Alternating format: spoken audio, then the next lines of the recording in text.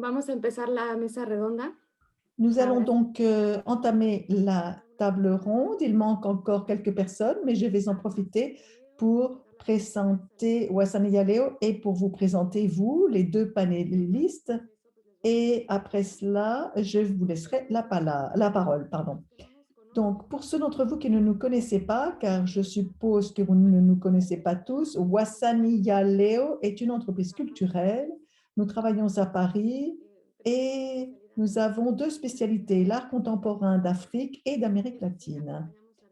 Et nous accompagnons des artistes dans le développement de leur carrière et en même temps, nous organisons des activités de diffusion, présentation des productions contemporaines d'Amérique latine et d'Afrique. Et c'est justement dans le cadre de ces activités que nous avons pensé à chercher les ponts déjà existants et à en créer de nouveaux entre les deux régions. Et parmi ces ponts, nous avons pensé à l'afrodescendance. Et voilà, c'est juste pour que vous ayez une idée du contexte. L'idée de ce cycle vient de la collaboration avec l'Institut d'art mexicain à Paris, ils nous ont aidés dans les contacts et en tant que consultants culturels. Et après ce premier échange avec l'Institut, nous avons eu l'idée de créer ce cycle d'afrodescendance. Aujourd'hui, Milena et Marbella vont nous présenter la table ronde sur afrodescendance et activisme. Merci aux deux de participer.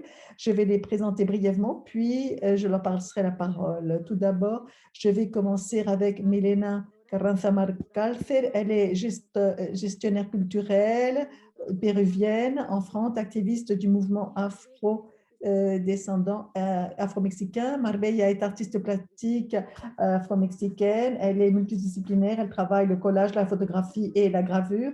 Et elle aborde des sujets tels que la famille, les connexions ancestrales et le corps. Elle collabore actuellement avec le collectif Aprenchimonas.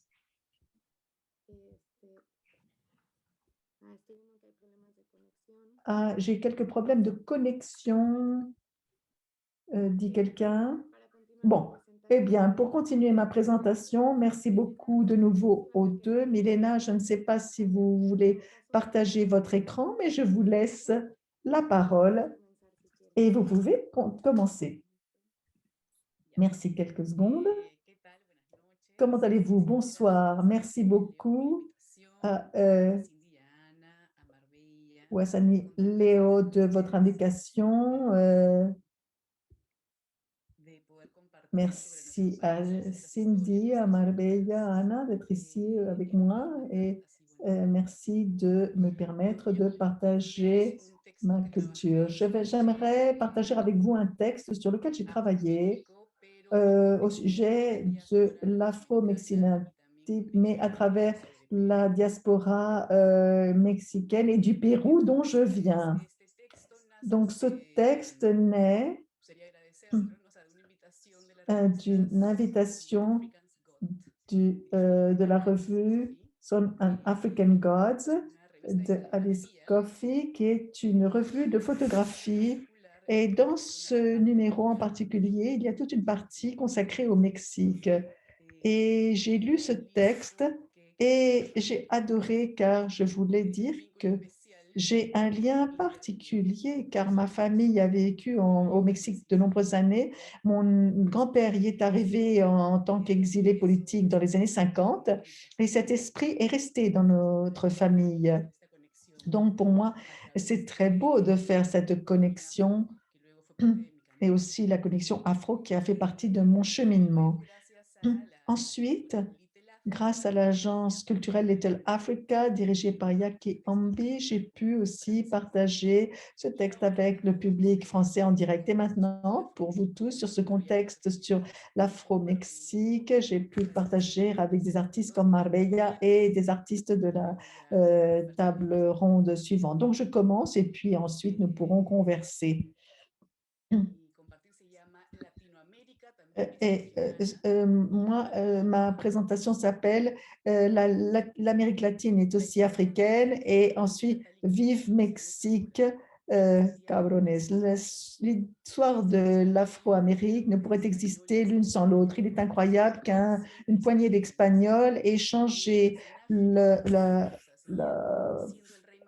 le le parcours. Maintenant, nous connaissons l'actuel Mexicain et il y avait une triple alliance des Mexiques qui était dans le futur un grand empire aztèque. Et à l'autre extrême, dans l'actuel Pérou, les Incas rendaient hommage au soleil qui parvint ensuite à posséder le plus grand empire du continent, celui de Tahuantinsuyo, qui comprenait une partie de ce qui est aujourd'hui la Colombie, l'Équateur, la Bolivie, le Chili et l'Argentine. Ces deux points, respectivement en Amérique du Nord et en Amérique du Sud, les plus puissants de leur époque, ont logiquement été par la suite les deux principaux centres de la colonie espagnole. Ces deux empires ont vu les Espagnols tomber entre leurs mains avant d'être repeuplés comme l'ensemble du continent par des Africains sous-sahariens, ceux-là même qui allaient remodeler l'identité de cette terre de manière inattendue. Lorsque les Européens parlent de la diaspora africaine, ils font généralement référence aux migrants qui sont arrivés récemment. Si nous allons plus loin, ce qui prédomine dans l'imaginaire populaire, c'est la grande influence de la culture noire des États-Unis. Et généralement, on connaît un peu Haïti, le Brésil ou Cuba et les Caraïbes. Mais lorsqu'en Amérique latine, nous parlons de diaspora, nous nous référons à toutes les personnes d'origine africaine présentes sur le continent américain, du Canada au Chili, du Pacifique à l'Atlantique. Cependant, cette trace indélébile et profondément vivante n'est pas pleinement connue ni par les pays d'Amérique latine eux-mêmes, ni par les États-Unis ou l'Europe, et encore moins par l'Afrique. Et lorsque le monde parle d'Amérique latine, la première chose qui vient à l'esprit est le Mexique, icône de l'Amérique indigène qui fait aussi parler d'elle en raison de son histoire liée au pays le plus puissant du monde, son voisin. Et comme le disait l'ex-président, le Mexique, si loin de Dieu et si près des États-Unis. Mais il ne vient à l'esprit de personne que la terre du maïs, du chocolat, des calendriers parfaits et des pyramides majestueuses, du dieu serpent à plumes Quetzalcoatl, des fresques des travailleurs et des leaders sociaux qui auraient dû changer le cours de la patrie, de Frida et des exilés avec une nouvelle maison, de Buñuel et du Chiapas, des tequilas, des narcos et des mariachis, porte aussi dans ses origines celle de cette nouvelle identité métisse forgée à la lumière de la destruction.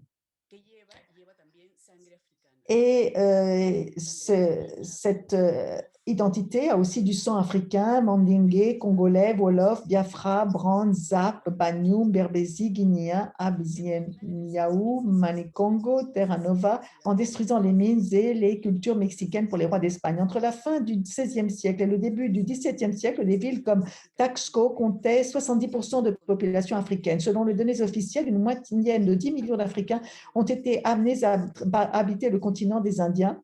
Entre 250 000 et 400 000 personnes ont été amenées au Mexique et se sont installées dans le sud, dans les États actuels de Guerrero, Oaxaca et Veracruz. À l'époque, il ne s'agissait que de rien d'autre que de la vice-royauté de la Nouvelle-Espagne, déclarée plus tard officiellement comme les États-Unis du Mexique grâce à l'indépendance. Près de 400 ans plus tard, en 2018 à peine, le Sénat approuve la loi de l'Institut national des peuples indigènes qui accorde les pleins droits constitutionnels aux peuples afro-mexicains. Bien que l'abolition de l'esclavage ait été signée 197 ans plus tôt, en 1821. Il y a actuellement 1,4 million d'Afro-Mexicains reconnus comme tels, soit 1,16% de la population totale du pays. La route a été plus qu'aride. Personne n'abandonne sa liberté comme cela. Toute cette période de l'histoire a été marquée par d'innombrables rébellions et tentatives de révolution. Au Mexique, Nyanga, un esclave d'origine gabonaise, a réussi l'impossible, former un palenque, c'est-à-dire des communautés de personnes asservies qui se sont enfuies pour se libérer et appelées cimarrones. Et malgré cette grande lutte pour le détruire, il a finalement été déclaré libre et indépendant par le vice-roi lui-même. C'est ainsi devenu la communauté de San Lorenzo de los Negros en 1630. Aujourd'hui, la ville porte son nom et sa statue porte l'inscription suivante: Yanga, Africain noir, précurseur de la liberté des Noirs et fondateur de cette ville. Au Brésil, l'emblématique Zumbi dos Palmares n'a pas connu le même sort. Le quilombo qu'il dirigeait, comme on appelle là-bas les palenques, le plus grand du pays, a été détruit et lui-même a été assassiné après presque 130 ans de survie. La plupart des révoltes se sont très mal terminées car les patrons avaient des armes à feu et pas eux. Mais ils avaient surtout la Sainte Inquisition. La foi était utilisée comme axe transversal de la domination à la charge de l'Église catholique prête à extirper les idolâtries. Et bien qu'il ait fallu un grand effort pour y parvenir, les pays d'Amérique latine sont actuellement parmi les plus catholiques du monde. Ce qui est intéressant, c'est que l'histoire montre que ce que nous sommes ne peut pas être complètement effacé et qu'il peut être estompé, mais l'essentiel se transforme sans se perdre, car il s'amalgame sans et se syncrétise. C'est ainsi que sont nés de nouveaux credos, de nouveaux saints, de nouvelles danses, de nouveaux chants et de nouvelles traditions. La plupart d'entre eux font désormais partie du folklore de différents peuples et beaucoup ont été déclarés patrimoine culturel et matériel de l'humanité par l'UNESCO. Par exemple, les nombreuses danses de petits diables au Mexique, la danse des diables de la Boquilla, de Chiometepec, qui est née comme rituel pour surmonter les conditions d'esclavage des naufragés d'un navire négrier sur ses côtes. D'autres sont nés dans le cadre de la cérémonie catholique de Corpus Christi, et même si les diables, ce n'étaient pas eux, les Africains ont été contraints de les représenter et ont donné naissance au diable dansant de Naiguata au Venezuela ou au son des diables du Pérou. L'un des cas les plus impressionnants est l'héritage du peuple Yoruba, l'un des derniers à avoir été réduits en esclavage, originaire des actuels Nigeria et Bénin.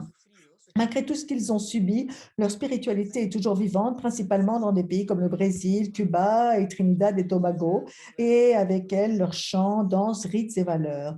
Et même si les interdictions et les préjugés l'ont transformée, et chaque divinité a dû s'identifier en secret à un saint catholique, aujourd'hui, cette foi ne fait que croître et traverse tout, surtout dans l'art, surtout dû à la timba dans les dernières décennies, plus connue comme la salsa cubaine.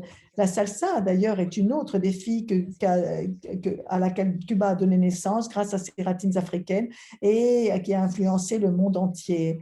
Donc, à l'origine, le son cubano a plus tard été baptisé salsa aux États-Unis, tout comme la batucada du Brésil, dont la version la plus célèbre du carnaval a une touche religieuse pour Oshun, celle qui fait la go-go à Cuba, Oshun et tum tum tum tum tum. Donc à Cuba, c'est Oshun et au Nigeria, c'est Osun. Et au Brésil, Oshun, la déesse de la féminité. Ce qui est incroyable, c'est que lorsque beaucoup de personnes dansent, elles ne sont pas conscientes qu'elles dansent pour une déesse d'un fleuve du Nigeria qui est arrivé par bateau pendant l'esclavage. Au Brésil sont arrivés de grands leaders spirituels du Nigeria, où cette tradition est fortement discriminée, curieusement, et qui perd du territoire dû à l'influence catholique et musulmane. De grands leaders sont arrivés tels que Ooni, le roi d'Ifé en 2018, pour faire des échanges inédits avec les communautés religieuses de Salvador de Bahia ou de Rio de Janeiro. Un phénomène révolutionnaire qui a été et qui continue à être une influence clé pour l'identification de millions de personnes à ces racines perdues, à tel point que même Beyoncé a imité Oshun dans son vidéoclip Lemonade et pendant les Grammy de 2017 en tant que symbole de l'autonomisation des femmes et du retour à leur spiritualité ancestrale. Nos identités ont changé radicalement au point de non-retour et au commandement de trois caravelles. On ne peut comprendre le continent américain sans la diaspora africaine et aucune population d'origine africaine dans chaque pays des Amériques en dehors du contexte de la diaspora. Et cependant, nous continuons à nous chercher et à nous trouver. Il est assez significatif que nous n'ayons même pas été capables de nous autodénominer. Le mot Amérique vient d'Americo Vespucci, en hommage à cet Italien qui a joué un rôle de premier plan dans la conquête du mal nommé Nouveau Monde. Et l'Amérique latine désigne les pays américains où l'on parle les langues européennes d'origine latine, telles que l'espagnol et le portugais. Je l'ai vérifié, mais c'est aussi apparemment lié au fait que Napoléon voulait encourager cela en Amérique latine. Mais il est ironique de voir que nous pouvons dire que nous ne sommes pas des Romains et cependant nous sommes connus comme les Latins. Et justement, en retournant ce terme, apparaît un mouvement culturel puissant qui a commencé à émerger fortement ces dernières années, l'afro-latin. Et il a rassemblé des initiatives individuelles, collectives et institutionnelles en donnant un nom à cette double identité non comprise. En 2012, par exemple, a lieu l'importante exposition Afro-Latinos au musée d'art de Caguas à Porto Rico. Et et qui a obtenu le cadre donné par l'ONU pour commémorer 2011 comme l'année des descendants africains. Et depuis 7 ans, le Festival afro-latin de New York partage le meilleur de la scène musicale afro-latino-américaine aux États-Unis et favorise le sentiment de communauté. De cette façon, on rafraîchit le débat identitaire qui, en Amérique latine, tourne surtout autour des questions indigènes et métisses. La discrimination est aussi insolite que l'afro a dû vivre relégué, car ce n'était pas une population d'origine et il a toujours été sous la stigmatisation du folklore, sans vraiment se rendre compte qu'avec leurs mains, nos nations ont aussi été construites grâce à leur sagesse, qui ont reformulé nos cultures et leur sang coule dans toutes nos veines.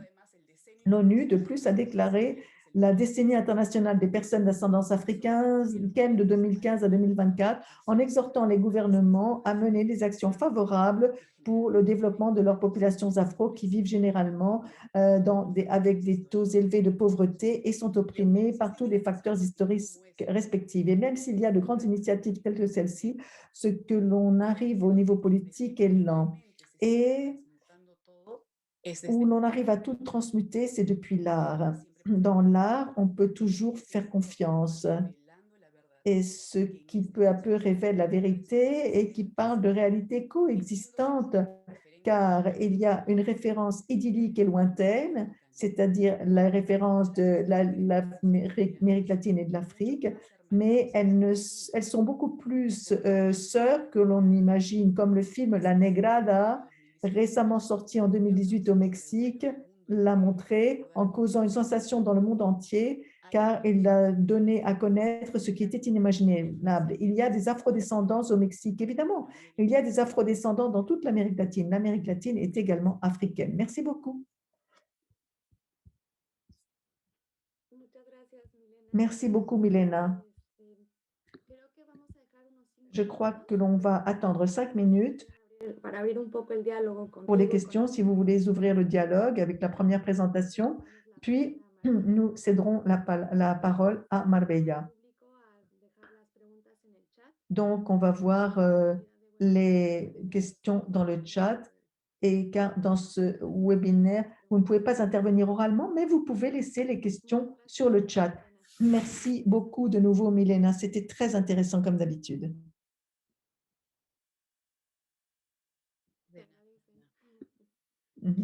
De rien. Je bois un petit peu. Juste une petite précision, si besoin, on peut activer les micros. Faites-moi juste un petit signe si vous voulez poser une question et je réactive les micros pour les spectateurs.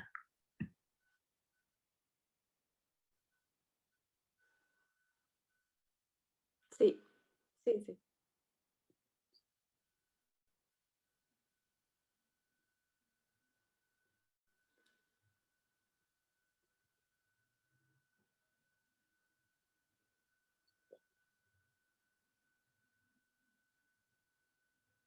Por mi parte, yo te escuché bien, Cindy.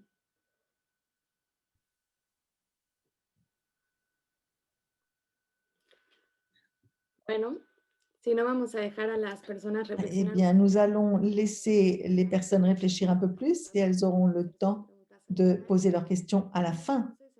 Donc, dans ce cas, Marbella, je vous laisse la parole. Je ne sais pas si vous aimeriez partager votre écran. Oui, mais dans un petit moment. Pas encore. Parfait. Eh bien, allez-y, Marbella. Merci, Anna. Et rappelez-moi seulement combien de temps j'ai, plus ou moins. 20 minutes. Très bien, merci. Eh bien, merci, Anna, et à toutes les personnes qui nous accompagnent. Merci de votre invitation et d'être ici. Je suis Marbella Figueroa, je suis une femme afro-mexicaine et je vais commencer à vous expliquer un petit peu quelle a été mon expérience à travers un texte que j'ai écrit l'année dernière à partir de l'assassinat de George Floyd aux États-Unis. Ici au Mexique, cela a donné lieu à une vague d'activités et de situations pour les communautés afrodescendantes, afro-mexicaines et pour nous donner plus de visibilité qu'à tout autre moment de l'histoire. Donc, je vais lire ce texte. C'est un texte court et je vais vous montrer ensuite quelques images. Le texte s'appelle Afro-mexicanité et racisme. Il y a quelques années, j'étais dans une fête et je prenais une bière pendant que j'attendais qu'arrivent mes amis. Un homme s'est approché de moi et m'a demandé comment je m'appelais. Immédiatement après, il m'a demandé ce que je savais qu'il me demanderait. D'où es-tu? C'est que tu as une couleur de peau très jolie. Ce n'était pas la première fois que l'on me posait cette question et j'étais sûre que ce ne serait pas la dernière. Je m'appelle Marbella et je suis une femme afro-mexicaine. Je suis née dans la ville de Mexico, mais mes parents sont de Huehuetan, un village sur la côte de Chica Guerrero, sur le Pacifique mexicain. Tout au long de ma vie, on m'a posé beaucoup de questions au sujet de ma nationalité, de mes origines, car mes caractéristiques physiques ne correspondent pas à ce qui est être mexicain, comme s'il y avait un type physique standard de Mexicain. Malheureusement, ce n'est pas quelque chose qui m'arrive seulement à moi. Je partage cette expérience avec des amis, des personnes que je connais euh, les membres de ma famille. Et il semble que nous devons accepter cela, mais nous devons le nommer le racisme. Au Mexique, on refuse, enfin, on nie l'existence de populations afro-descendantes. Cela est dû à la structure historique, politique, économique et idéologique de notre pays. En général, on a une idée incomplète de la construction du Mexique en tant que nation. On nous a fait croire, depuis le discours hégémonique du mestissage, comme l'union de deux cultures, l'européenne et l'indigène, ce qui semble problématique en soi, car il y a une diversité immense d'indigènes annulés sous cette généralisation. Cette idée laisse de côté l'apport d'autres cultures qui enrichissent la formation du pays. C'est le cas de la culture ou des cultures africaines. L'afro-mexicanité n'est pas homogène non plus, mais il existe beaucoup de peuples héritiers de connaissances et de coutumes d'hommes et de femmes qui ont été esclaves pendant l'époque coloniale et beaucoup ont élu le Mexique comme résidence permanente, mais qui sont d'autres pays. La migration récente d'autres pays du Sud et du centre d'Afrique, des Caraïbes et d'Afrique donne lieu à de nombreuses expériences et à des façons de vivre l'afro-mexicanité. Mais on subit toujours des expériences racistes. L'expérience que j'ai racontée au début est une parmi tant d'autres que j'ai vécues. Il est impossible de signaler les formes du racisme. Au Mexique, il n'y a pas de politique publique qui couvre les besoins spécifiques des populations d'afrodescendance. Seul en 2019 a été approuvée l'initiative de réforme constitutionnelle pour intégrer les peuples afro-mexicains en tant que faisant partie de cette nation. En 2020, pour la première fois, on a officiellement été compté dans le recensement officiel du Mexique. Nous ne sommes que des esclaves et des serviteurs. À l'école, on ne nous apprend pas que Morelos et Vicente Guerrero, deux personnages historiques importants du Mexique, sont des afro-descendants. On oublie l'histoire de Carmen Robles, une colonelle qui a participé à la révolution avec Emiliano Zapata. On nous inculque qu'il faut améliorer la race et ceci se fait en tissant des relations avec des personnes plus claires que nous et plus elles sont claires, mieux c'est. car les blondes sont plus jolies. On nous fait croire que le fait d'être noir ou brun est mal. On les associe avec le crime. On stéréotype le fait que tous les hommes noirs doivent savoir danser, que nous sommes chauds et sensuels, que tous les noirs, nous sommes nés sur la plage. Et il faut accepter le fait qu'au Mexique, il y a du racisme. Et c'est un problème si grand qu'il faut le combattre depuis différents angles. L'État doit correspondre et nous devons appuyer des initiatives qui exigent des politiques publiques pour réviser, changer nos publics individuels en nous informant, en dénonçant des actes racistes dans les médias, en dénonçant la normalisation du quotidien, en consommant directement des producteurs et des productrices afro-mexicains et en écoutant des expériences si nécessaire. Quand on nous a appris à voir, il ne faut pas nous rendre aveugles maintenant, nous continuerons à travailler. Ceci est un texte que j'ai écrit, comme je vous l'ai dit l'année dernière, et j'ai décidé de commencer par la lecture de ce texte, car ceci donne lieu à vous présenter ce que je fais en tant qu'artiste plastique et aussi à ce que font d'autres collègues artistes dans le même mouvement afro-mexicain. Donc maintenant, je vais partager mon écran pour que vous puissiez voir quelques images.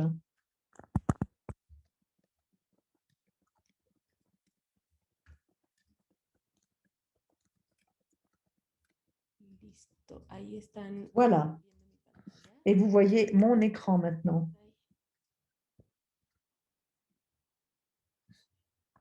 Sí, vemos tu pantalla. Espérenme, porque aquí ya todo se me juntó. Listo. Ahora sí. Bueno, no sé. Están viendo una imagen. Espérenme tantito porque esto aquí.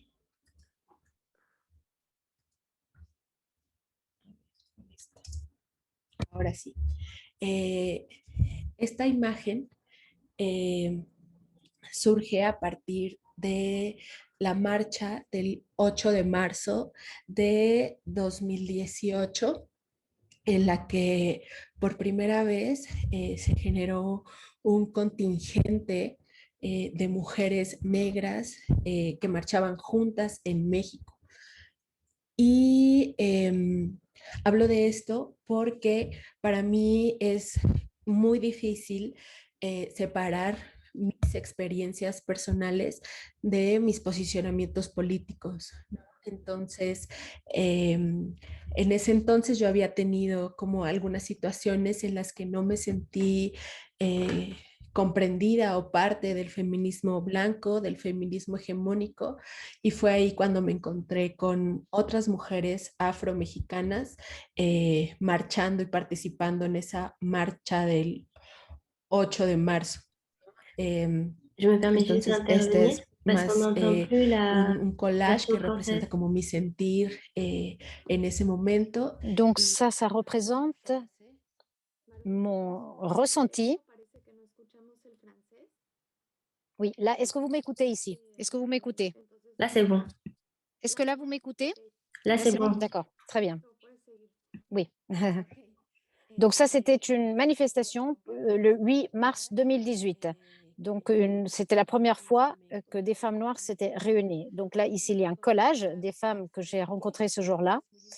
Et j'accompagne cette image avec une phrase qui est très importante parce que c'est une déclaration de moi en tant que femme afro-mexicaine. Je ne veux plus me faire du mal en me taisant. Donc, il faut essayer de ne pas se faire du mal en se taisant. Donc, ça a trait à toutes ces expériences que, en tant que femme noire, m'ont traversée, et pas seulement moi. D'ailleurs, je me suis vraiment rendu compte que je n'étais pas la seule à traverser cette situation. Donc voilà l'image. Maintenant, je vais vous montrer encore une autre image.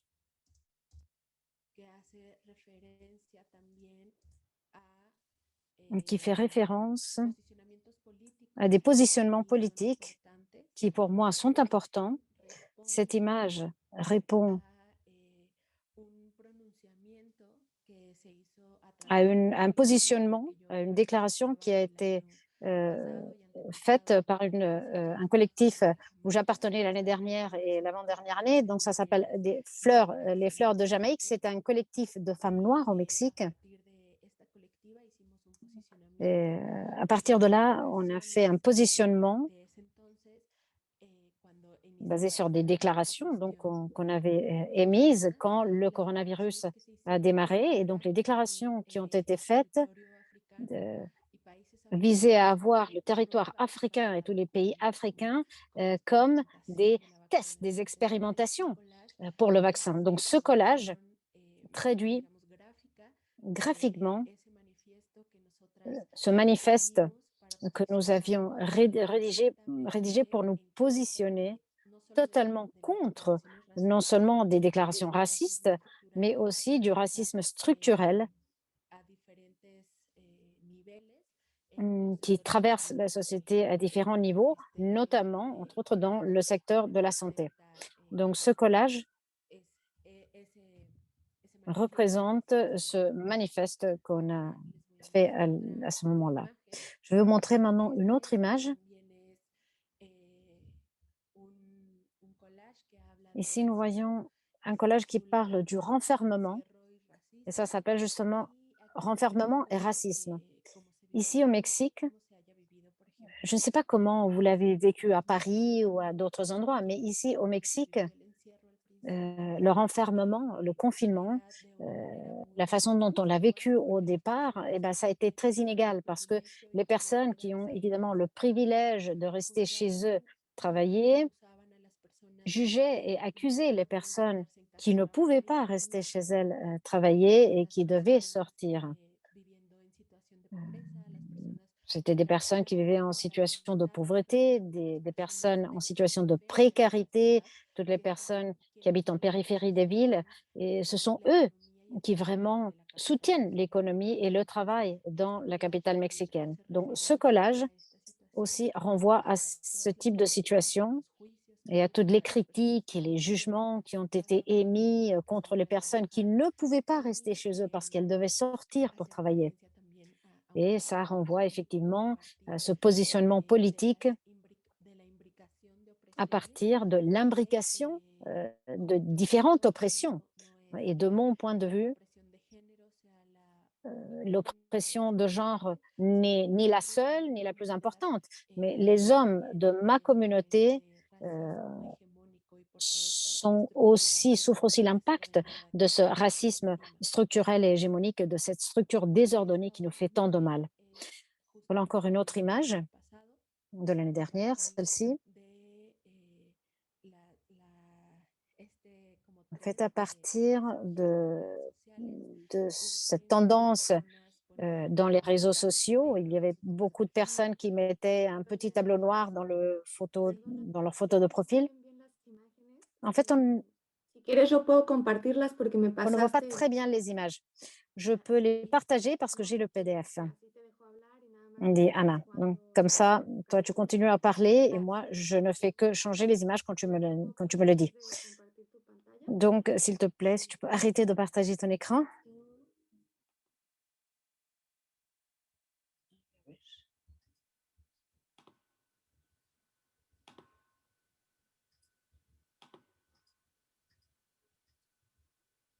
Ay, ahora no puedo dejar de compartir mi pantalla. Je n'arrive pas vraiment à arrêter le partage d'écran. Listo, creo que ya. Voilà, là, je pense que c'est bon. Sí. Voilà, on parle de cette image, n'est-ce pas? Effectivement, c'est celle-là. Merci beaucoup, Anna.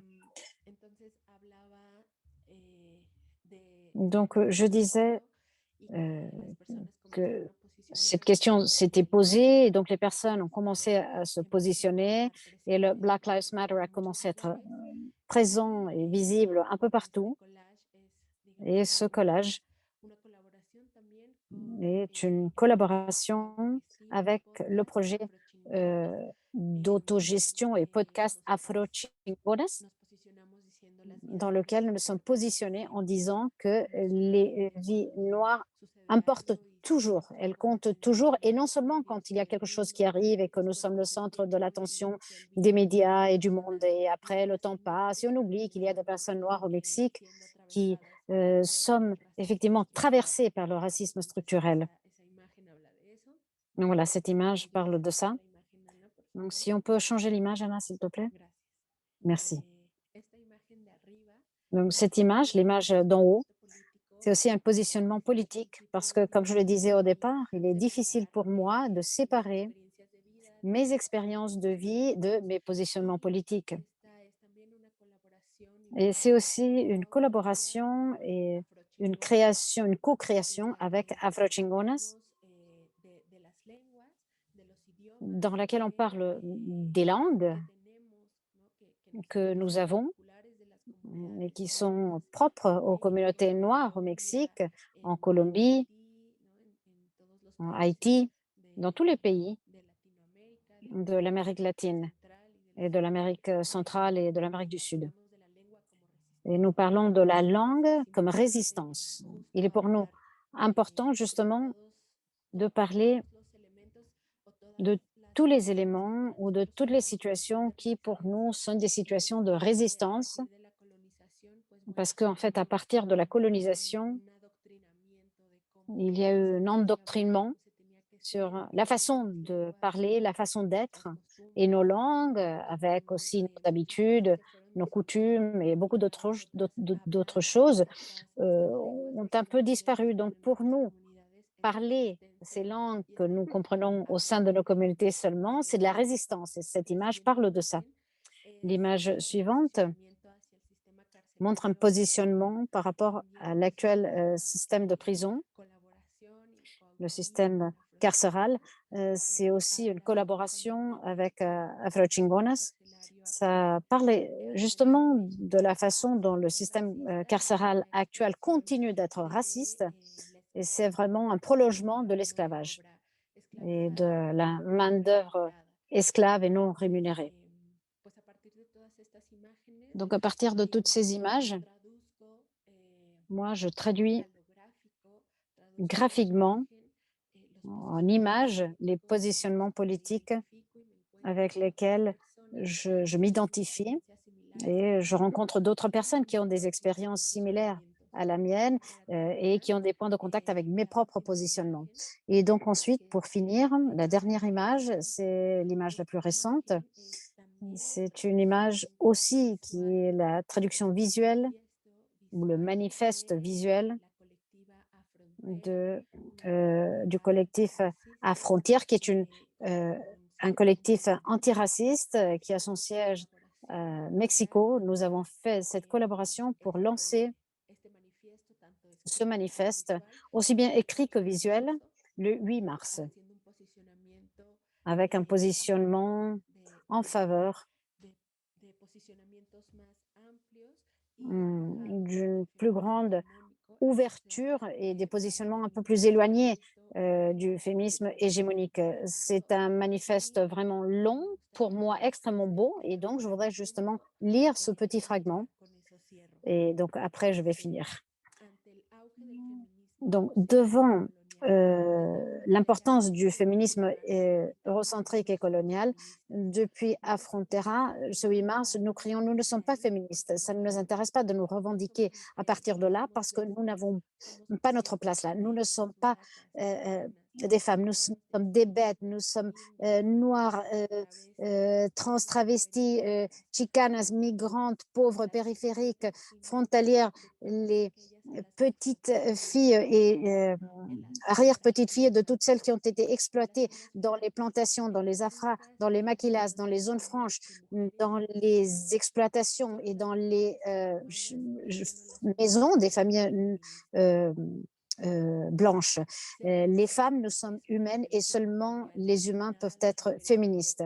Être femme est une invention coloniale attribuée aux femmes européennes et métis créole d'Abya Iola. Pour nous, les racialisés, on nous a inventés en tant que non-humaines, des bêtes, des sauvages. On est le résultat de la colonialité du genre et la construction du monde depuis la race en tant que paradigme d'organisation.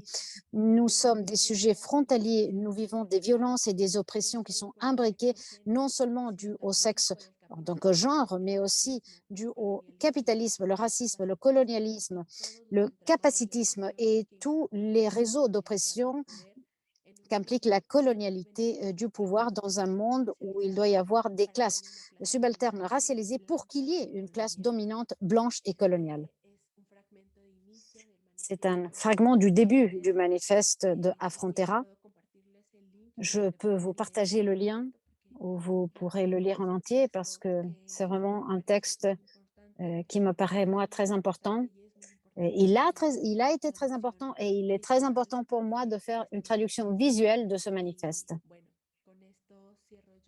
Donc voilà, maintenant je finis vous disant que, comme moi, il y a beaucoup d'autres personnes afro-mexicaines qui créent des contenus de qualité à partir de nos expériences et à partir de nos visions en tant qu'hommes et femmes noirs, non seulement en Amérique latine, mais en particulier au Mexique, où, tel que je vous le disais au début, nous ne sommes pas reconnus en tant que tels. On est rendus étrangers.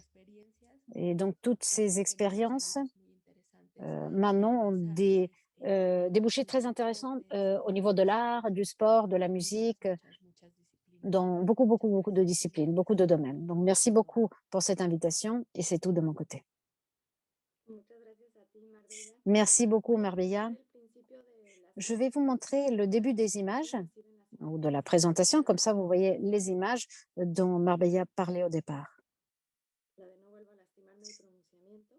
Ici, je ne me fais plus mal en me taisant. Ensuite, tu disais que tu vas partager le lien avec nous. Je pense que tu as même un article où tu partages des expériences d'autres personnes afro-mexicaines qui font des choses très intéressantes, chacune dans ce domaine. C'est un lien qui pourrait aussi intéresser les participants. Voilà, j'arrête le partage d'écran de mon côté. Comme ça, on peut se voir, nous. Et maintenant, j'invite le public, tous les participants, à poser des questions, aussi bien à Milena qu'à Marbella, pour justement lancer le débat. Si vous voulez bien, je vais commencer avec une question pour Milena. Et ensuite, une question pour toi, Marbella, bien sûr, parce qu'il y a deux choses qui m'ont vraiment frappée. Milena, dans ton texte, tu ne parles pas forcément de comment tu commences ton expérience en tant qu'activiste au sein du mouvement afro-péruvien. Et moi, je voudrais savoir justement comment ce contact ou cette ouverture des yeux a commencé, ou en tout cas, comment a été ton expérience? Alors, j'essaierai d'être brève, mais quand je parle de quelque chose qui me passionne, je ne m'arrête pas. Donc, coupez-moi si vous voulez, hein, quand le moment arrivera. Moi, je viens d'une famille très engagée politiquement.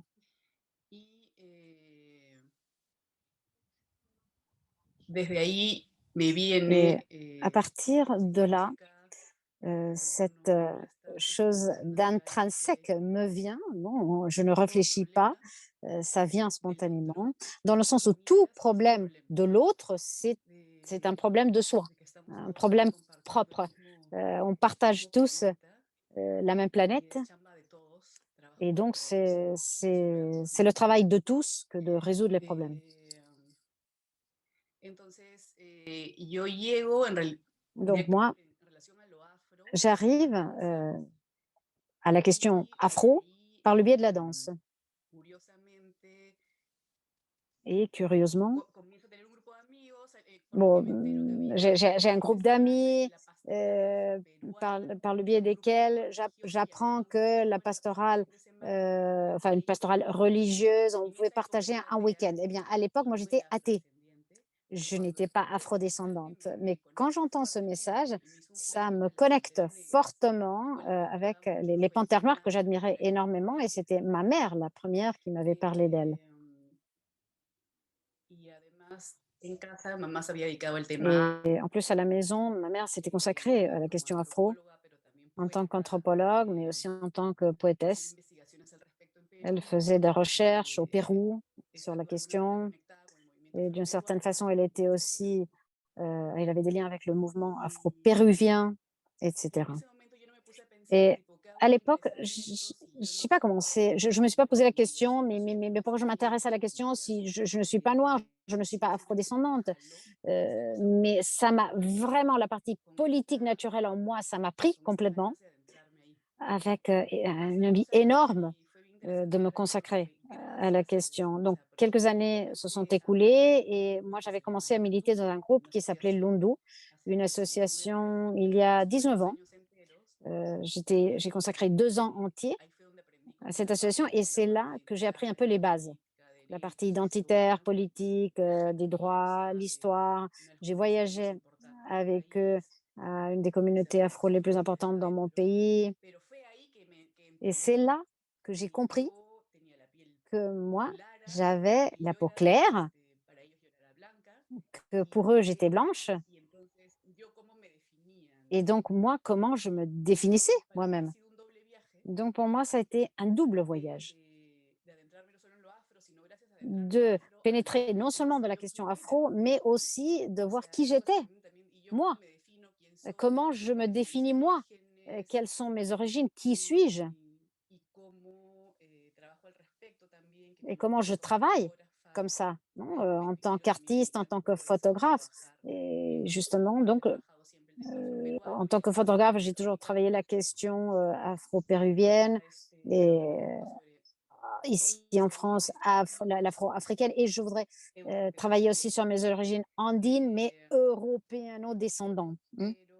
Donc, et voilà, je voulais dire 2 petites choses selon ma compréhension, parce que tout le monde m'a toujours posé la question, hein, qui dans ta famille est afro?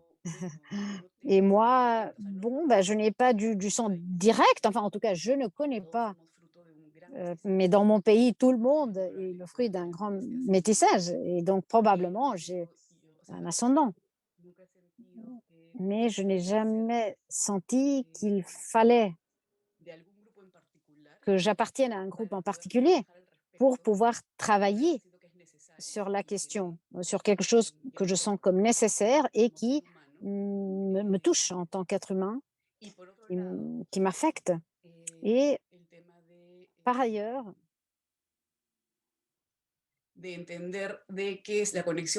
comprendre quelle est la connexion donc avec l'afro, ça ne relève pas que de l'activisme, mais aussi de la sagesse dans laquelle on peut trouver un sens dans cette vie, à cette vie.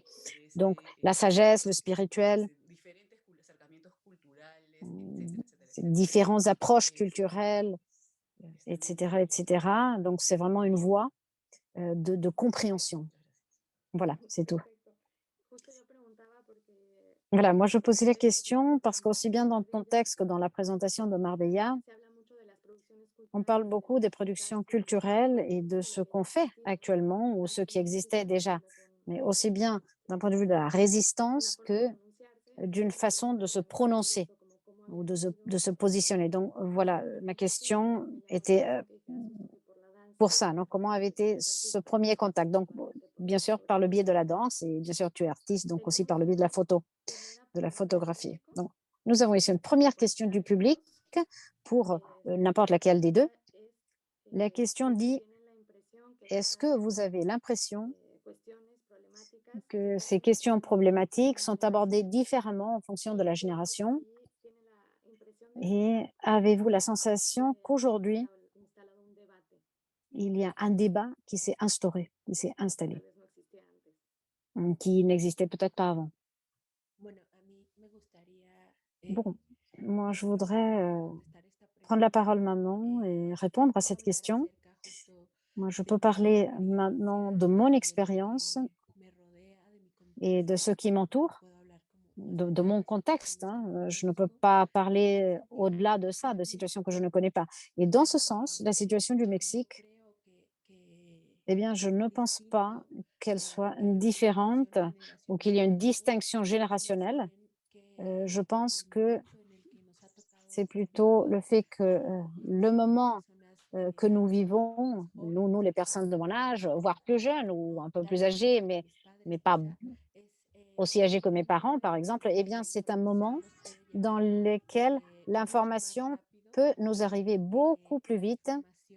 L'information, nous y avons un beaucoup plus grand accès, mais les luttes et les résistances ici au Mexique pour les droits des communautés et des personnes afro-mexicaines ont été présentes depuis de très longues années, mais elles n'avaient pas eu de visibilité ni aucune opportunité de se faire connaître. Mais ça ne voulait pas dire qu'elles n'existaient pas. Donc, je pense que ceci est générationnel parce que nous avons effectivement hérité de ces générations tout le travail qu'ils ont fait ou qu'elles ont fait pour que nous puissions être aujourd'hui ici à parler de ça. Dans mon cas, je peux dire que, à coup sûr, d'où je viens, hein, justement de la gauche, hein, des mouvements politiques plutôt de gauche, eh bien, la question afro était quelque chose dont on ne parlait pas et, comme a dit Marbella, était noyé dans ce grand métissage parce que dans notre partie du continent, tout l'afro était invisibilisé. Tout le monde est métis et on ne parlait pas de la problématique afro en particulier. Et dans les générations précédentes, enfin, avant la mienne, ça c'est très très clair. Mais aujourd'hui, les choses changent énormément. Et le débat commence à avoir lieu. En tout cas, au Pérou, ça je le vois très clairement. Il y a de plus en plus de groupes de jeunes qui créent leurs propres associations ou seuls, eux, sur les réseaux sociaux, etc. Ils prennent la parole pour, bon, à partir de leur propre façon de comprendre l'identité et des luttes partagées, et aussi grâce au réseau, donc on peut se voir, s'entendre, se lire, se voir dans l'autre et faire communauté. Et ben, c'est justement, c'est ça qui rend tout ceci possible. C'est bien de voir comment les leaders politiques, bon, maintenant on est en période d'élection, donc on leur montre ça ponctuellement. On leur dit, qu'allez-vous faire par rapport à cette population précisément? Tandis qu'avant, on ne leur posait pas cette question. On n'avait pas l'idée de leur poser la question. Merci à toutes les deux pour vos interventions. J'aurais moi une petite question. Milena, je rebondis juste sur ce que tu as dit, le fait qu'on te demandait si tu avais des origines pour justifier ton engagement sur ces thématiques-là. Et c'est quelque chose que nous, on a aussi vécu avec Wassani Yaléo, où souvent les gens nous disent, mais ah, c'est parce que vous avez des origines que vous le faites. Et je trouve que c'est assez révélateur sur le fait que s'il n'y a pas de lien de sang ou de parenté, alors c'est comme si ça sous-entendait que ça ne valait pas la peine de s'y intéresser. Et ça prouve qu'il y a tout un imaginaire vraiment à déconstruire et montrer que c'est vraiment de la méconnaissance parfois, que c'est pas méchant, mais que vraiment il y a cet imaginaire-là à déconstruire. Et ensuite, vous êtes toutes les deux artistes. Et je voulais savoir, dans le milieu artistique, dans le monde de l'art, comment ce positionnement est perçu, comment c'est reçu, est-ce qu'il y a des galeries, des institutions qui soutiennent ce genre d'initiative, comment se passe ce positionnement artistique? Marbella, no sé si tienes tu traducción al español. Merveilleux, je ne sais pas si tu as ta traduction à l'espagnol. Ah, entonces las dejo Ah bah très bien, parfait, parfait. Donc je vous laisse répondre.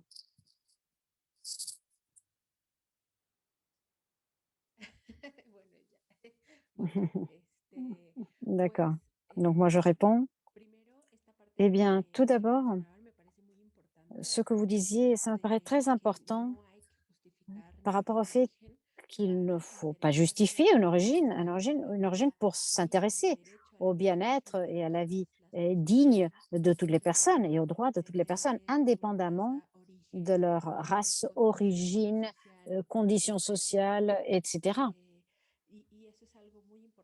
Et ça, c'est quelque chose de très important. Et je répète, le manifeste d'Afrontera parle justement de ça, que l'antiracisme est une position, un positionnement qui ne doit pas juste être tenu par les personnes qui sont impactées par le racisme, pas seulement les personnes noires ou autochtones doivent faire partie de ce mouvement. C'est une position qui doit être générale de toutes les personnes.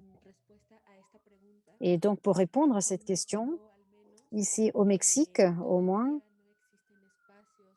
il n'y a pas encore des espaces spécifiques pour que l'art des personnes afrodescendantes ou afro-mexicaines soit montré, soit exposé. Bon, maintenant, il y a un vrai boom ici au Mexique, mais à cause de tout le bruit qui a été fait les années précédentes.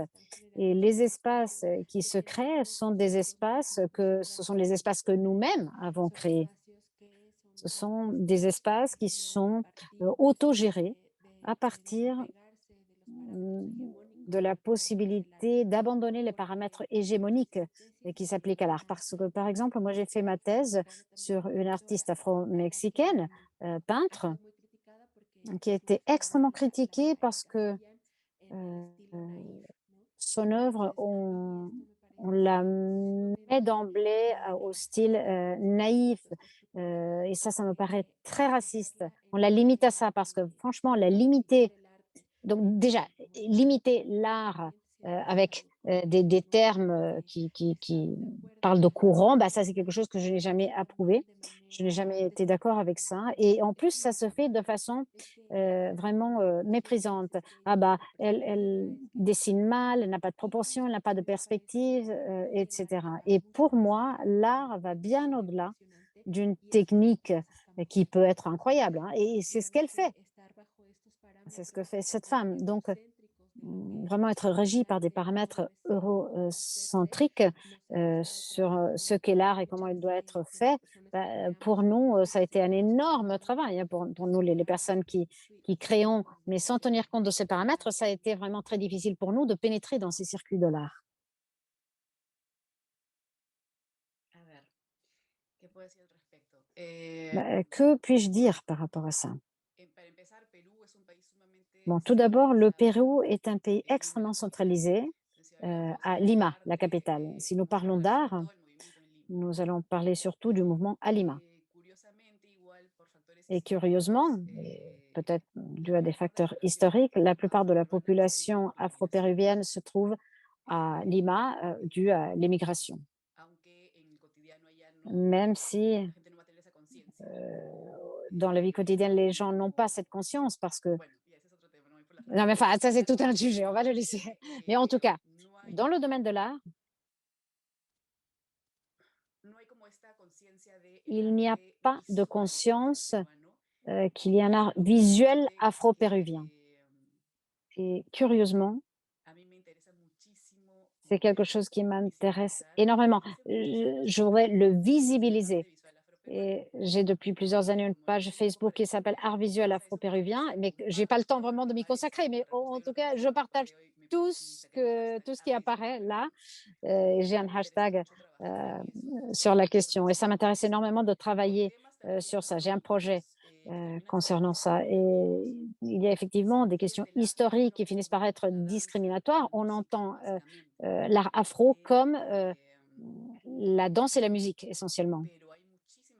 Mais en fait, il y a beaucoup, beaucoup, beaucoup de choses concernant l'art afro, les arts visuels notamment, dont une dont je voudrais parler ici, et qui est qu'une des manifestations religieuses, ou une des plus importantes au niveau mondial, parce que, par exemple, c'est une des processions, ou c'est l'origine d'une des processions les plus importantes de la planète, c'est la procession du Seigneur des miracles. C'est un saint qui, au Pérou, est associé à une peinture faite par un esclave au début de la République, ou peut-être un peu avant, je ne sais plus. Bon, enfin, plutôt s'il était encore esclave, bon, c'était peut-être un peu avant le début de la République, et il y a eu un tremblement de terre. Et tout tombe, sauf cette partie où il y avait cette peinture dans ce mur. Donc, à partir de là, avec des liens andins, etc., il y a toute une foi qui est née pour le Seigneur des miracles. Et aujourd'hui, le Seigneur des miracles, eh bien, tout le pays, en tout cas toute la capitale, se ferme quand il y a des processions en octobre. Et il y a même un Seigneur des miracles à Paris, une procession à Paris. Il y a même un Seigneur des miracles à, comment elle s'appelle, l'église la plus importante à Paris? Bueno, en esa iglesia en la que se quemó. Notre-Dame. En Notre-Dame hay un Señor de los Milagros. Voilà, là, il y a un Seigneur des miracles. Et la communauté péruvienne le promène tous les mois d'octobre dans les rues, dans la procession. Et donc ça apparaît, ça s'origine dans cette peinture. Donc aujourd'hui, dans les galeries, dans le milieu artistique en général, à Lima, il n'y a pas un grand mouvement en la matière. Il y a quelques initiatives qui sont apparues justement grâce à un intérêt positif de certaines institutions de l'État, le ministère de la Culture, le Musée national afro-péruvien, le musée afro-péruvien de Sanya, mais justement, ça reste quand même un peu dans le niveau de la culture de l'État ou des institutions spécialisées dans le sujet, mais ça n'appartient pas du tout au circuit d'art contemporain.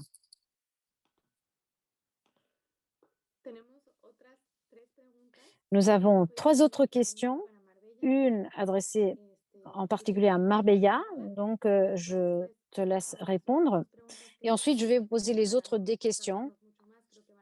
Et je pense que, bon, après, on ne pourra pas trop continuer, donc ça sera les 2 dernières. D'accord? Donc d'abord Marbella et ensuite les autres questions. Est-ce que tu parles de la question ici, je voudrais savoir si l'histoire par rapport avec ces communautés, enfin, quelle question? Alors, il y a une question ici, je vais la lire. Quand est-ce que tu t'es rendu compte que tu étais afrodescendante ou est-ce que c'est quelque chose que tu as toujours su et que tu as toujours revendiqué ou tu t'es construite à partir du regard des autres? C'est une question très intéressante parce que moi, j'ai grandi sachant que j'étais une personne noire. Ma famille est noire avec des cheveux pouchouk, c'est des cheveux vraiment très, très, très bouclés. C'est comme ça qu'on le dit ici. Mon père est beaucoup plus foncé que moi, mes oncles, ma mère et moi, j'ai grandi dans une communauté afrodescendante. Je suis née à Mexico, mais j'ai grandi dans cette communauté. Et moi, je ne me voyais pas différente des autres personnes de ma famille, de toutes mes amies là-bas. Mais quand ici, dans la ville, j'ai commencé à aller à l'école primaire et les gens commencent à me poser la question de savoir d'où je suis, d'où vient mon père, est-ce qu'il est cubain, est-ce qu'il vient du Brésil, est-ce qu'il est de je ne sais où. Eh bien, c'est là que je commence à me rendre compte qu'il y a quelque chose que je n'avais pas perçu. Et ensuite, quand je parlais avec d'autres amis afro-mexicains qui avaient migré d'autres États à la capitale, eh bien, on s'est rendu compte qu'on était des personnes afro-mexicaines ou noires quand on est arrivé à la ville. Parce que dans nos communautés, personne ne nous disait ça, parce que nous faisions partie de la communauté. Donc, quand moi, j'ai décidé de revendiquer tout ça, parce qu'en fait, ça n'a pas seulement trait à mon aspect physique et aux caractéristiques physiques de ma famille, mais aussi à notre façon de bouger et d'être en rapport avec le monde à partir de nos expériences en tant que personnes noires. Comment on mange, comment on danse, ce qu'on mange, comment on parle, ce qu'on dit. Donc, toutes ces questions ont trait à tout ça. Donc, quand j'arrive en ville et que les gens commencent à me poser la question de savoir d'où je suis, pourquoi je suis noire, pourquoi mon père est noir, pourquoi mon frère a les cheveux comme ça et pas moi, et tout ça, eh bien, moi, je me suis dit, je vais me nommer en tant que femme noire. Et quand je me suis nommée comme ça, il y a quelque chose d'assez remarquable qui se produit parce qu'avant, on me disait, mais tu n'es pas mexicaine, tu es colombienne, tu es cubaine, tu es, je ne sais pas, d'un autre pays. Et quand moi, je décide de dire, je suis une femme noire mexicaine, les gens commencent à me dire, mais non, tu n'es pas noire. Tu as juste la peau un peu mate, mais tu n'es pas noire. Et c'est là que je me rends compte, ou je me rends compte que justement, à travers le regard des autres, je ne pouvais pas construire mon identité. Il fallait que ce soit quelque chose qui vienne de moi, en respectant mon histoire familiale, l'histoire de mes ancêtres, et en respectant ma propre histoire qui se construit à partir de l'histoire de eux tous. Donc, je me suis dit, peu importe la façon dont le monde me perçoit, moi, j'ai grandi, j'ai vécu avec ça. Je suis une femme noire, afro-mexicaine, et c'est pas une invention, hein. C'est pas quelque chose que j'invente, c'est quelque chose qui me traverse, que j'ai vécu, et j'ai vraiment toutes les bases dont j'ai besoin pour me confirmer ça à moi-même et à personne d'autre, qu'il pense ou pas que je suis une femme noire. Donc, ça a été à partir de ça et du fait de partager avec d'autres personnes qui ont migré à partir de leurs États ou de leurs États à Mexico. Et c'est ici qu'ils se sont aussi rendus compte que, enfin, c'est pas qu'on s'est rendu compte ou qu'on s'était pas rendu compte avant, mais c'est là qu'on a accepté, on a décidé d'avoir un positionnement par rapport à ça. Donc, quand on arrive à la ville et qu'on nous pose cette question. Voilà. Il y avait une autre question en français qui a trait aux autres questions, donc je vais la relire. Est-ce que vous avez l'impression que, aussi bien au Mexique qu'au Pérou, les gouvernements ont pris, ou se sont saisis de la question et ont commencé à agir en faveur de cette communauté, aussi bien en termes de leurs droits que pour justement créer la communauté? Je réponds. Eh bien, oui, il y a eu plusieurs événements très importants où, bon, malheureusement, reste un peu au niveau des paroles ou des intentions, mais il y a toute une structure qui s'est créée pour pouvoir justement mettre en pratique ces intentions. Par exemple, ça fait déjà, enfin, je ne sais plus exactement quel nombre d'années, mais une dizaine, une quinzaine d'années, il y a eu un ancien président qui a déclaré le pardon historique aux Afro-Péruviens, chose qui est assez révolutionnaire. Enfin, il a demandé pardon aux Afro-Péruviens. Et ça, c'était vraiment très symbolique parce que surtout son positionnement politique, bon, pour lui, ça a été un positionnement stratégique, mais en tout cas, il y a eu un pardon historique que l'État a demandé à tous les afrodescendants dû au processus de l'esclavage. Et ça n'a pas été fait dans d'autres pays au monde ou non pas beaucoup. Malheureusement, cette déclaration, ce pardon historique qui a été demandé, n'a pas été suivi d'actions politiques spécifiques, sociales, éducatives ou de santé pour pouvoir permettre le développement du peuple afrodescendant, dans le sens de leur donner des opportunités économiques, de travail, de santé, d'éducation. Après, quelque chose de très positif, c'est qu'il y a déjà une dizaine d'années, le ministère de la Culture a été créé, qui est très jeune, mais heureusement, son existence commence à changer les choses et il y a un vice-ministère d'interculturalité, donc vraiment transcendantal, avec un secteur spécifique qui travaille pour la population afro-péruvienne. Et à partir de ce département-là, on a développé un certain nombre de propositions pour l'application des politiques publiques en faveur de la population afro-péruvienne qui, à la différence de la population andine et amazonienne, n'avait toujours pas ce dont on a parlé dans les textes tout à l'heure, avec le nom concret officiel dans la Constitution. Donc, ce n'est pas une entité de droit, comme les populations autochtones et amazoniennes. Et ça, c'est vraiment une énorme carence dans nos institutions.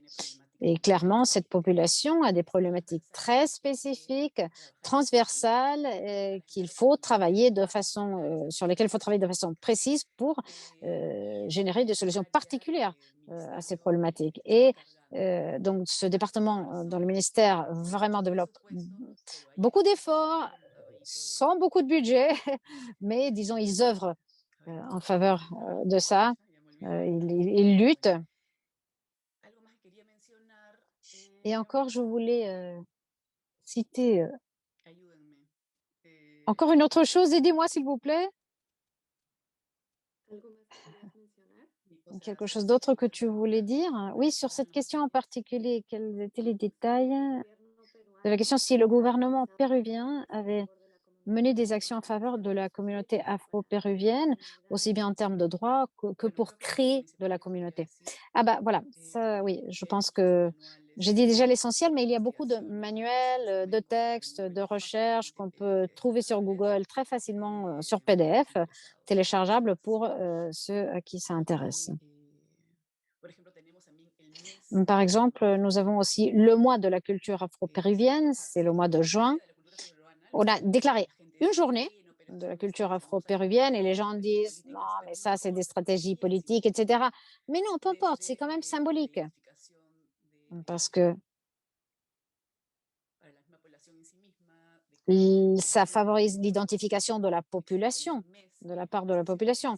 Il y a une journée, il y a un mois, les actions et le budget que l'État alloue à ça, mais une des luttes principales pour pouvoir justement rendre concrètes ces politiques publiques, ça relève d'un processus qui est du recensement national, aussi fait au Mexique. Mais s'il n'y a pas des statistiques spécifiques sur l'existence de cette population, le ministère de l'économie ne peut pas avoir un budget ou allouer un budget aux autres ministères pour le développement de ces politiques publiques. Et dans le dernier recensement, il y a eu justement la variable ethnique. Bon, ça, c'est tout un autre débat. Mais en tout cas, ça a existé et c'est à partir de là qu'on travaille pour pouvoir faire de tout ceci une réalité. Marbella, je ne sais pas si tu veux répondre aussi à la question. Oui, merci. Bon, très brièvement, je voudrais dire qu'ici au Mexique, l'avancée des politiques publiques qui soutiennent les expériences de vie et les droits notamment des communautés des personnes afro-mexicaines, eh bien, c'est vraiment très en retard. Je disais dans le texte que j'ai lu au départ que ce n'est qu'en 2019 que l'initiative a été adoptée. Juste l'initiative, le changement n'a pas été mené, mais en tout cas, l'initiative a été adoptée pour la réforme de l'article 2 de la Constitution dans lequel on reconnaît les personnes et les peuples afro-mexicains comme une partie importante de la construction pluriculturelle du Mexique en tant que nation, en tant qu'État-nation. Ce n'est qu'en 2019, en fait, ça fait 500 ans que la colonisation a démarré. Eh bien, jusqu'en 2019, ce n'est que là qu'il y a eu l'initiative de reconnaître cette contribution. Et en 2020, dans leur recensement qui a suscité tout un débat, eh bien, c'est là où l'on pose pour la première fois une question concrète et obligatoire sur si on se considère afro-mexicain, afro-descendant ou noir. Ce n'est que l'année dernière.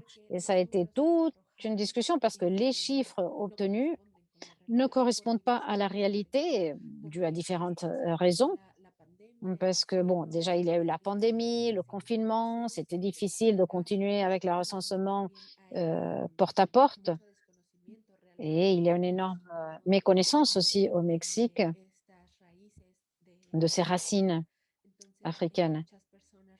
Donc, beaucoup de gens ont répondu au recensement en disant « Oui, bien sûr que je suis afro-mexicain parce que le premier être humain est africain. » Donc, il y a une méconnaissance sur le sujet. Et cette connaissance n'est pas de la faute de la population ni des gens qui habitent ici. C'est une responsabilité de l'État qui nous a nié ces informations pour ensuite générer un discours nationaliste. Et ici, au Mexique, à peine si on commence les travaux justement pour faire des changements dans le matériel pédagogique de l'enseignement public ou de l'éducation publique, où l'on ne parle jamais de la contribution et la participation des personnages noirs dans des événements importants comme la Révolution, l'indépendance, la réforme et tous les faits historiques importants pour le Mexique. À aucun moment, on ne parle de la présence des personnes noires ni de leur contribution. Et ce n'est pas parce qu'ils n'existent pas, ce n'était pas faute d'y avoir, c'est juste parce qu'ils ont été omis, ils ont été effacés de l'histoire. Donc, on commence à travailler pour faire ce type de réforme. Il y a aussi des travaux qui sont menés au niveau du Sénat pour encourager ces politiques publiques qui soutiennent la vie digne et les droits des personnes afro-mexicaines. Il y a beaucoup de choses qui se passent, qui sont historiques et qui ont une valeur aussi bien symbolique que tangible, très importante. Et c'est que pour la première fois, il y a une sénatrice afro-mexicaine qui, effectivement, fait son travail à partir de ses expériences pour la communauté afro-mexicaine. Donc, le gouvernement répond à ce que pendant des années, il a ignoré. Ça a été de sa responsabilité, mais il a ignoré. Mais bon, effectivement, il répond parce qu'il est un peu obligé de le faire. Donc, les choses avancent lentement, mais nous espérons qu'elles vont quand même continuer à avancer.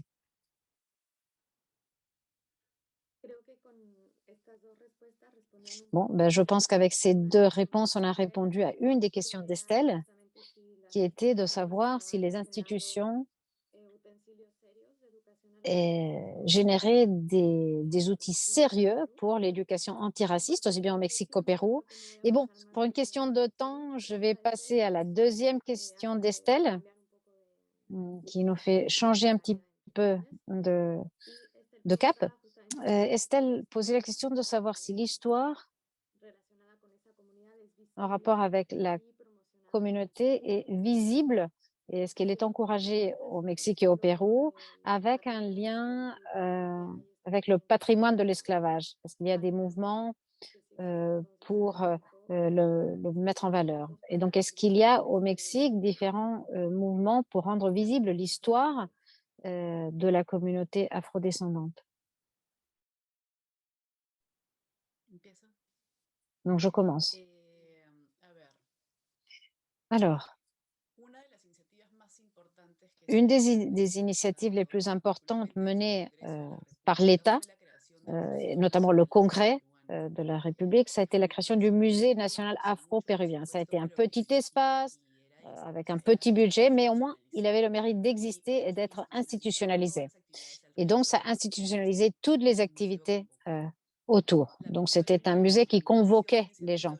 Malheureusement, comme c'était le fruit d'une initiative d'une congressiste afrodescendante, mais qui ensuite abandonne son poste et elle la transfère à d'autres personnes, et elle n'a pas eu une continuité. Le musée est fermé, parfois il l'ouvre pour certaines activités, parfois pas. Donc, c'est une preuve assez claire du manque d'intérêt de la part de l'État sur ce sujet. Donc, il y a des petites initiatives, mais elles sont le fruit d'une volonté individuelle et non pas d'un souci plus complet, plus intégral, plus structurel. Parce que comment va-t-on abandonner un musée qui existe, sur lequel on a investi, qu'il a une muséographie, c'est un espace convergent pour des tas d'activités de la ville, et maintenant il est fermé. Il est fermé et pas dû à la Covid, il est fermé, tout simplement.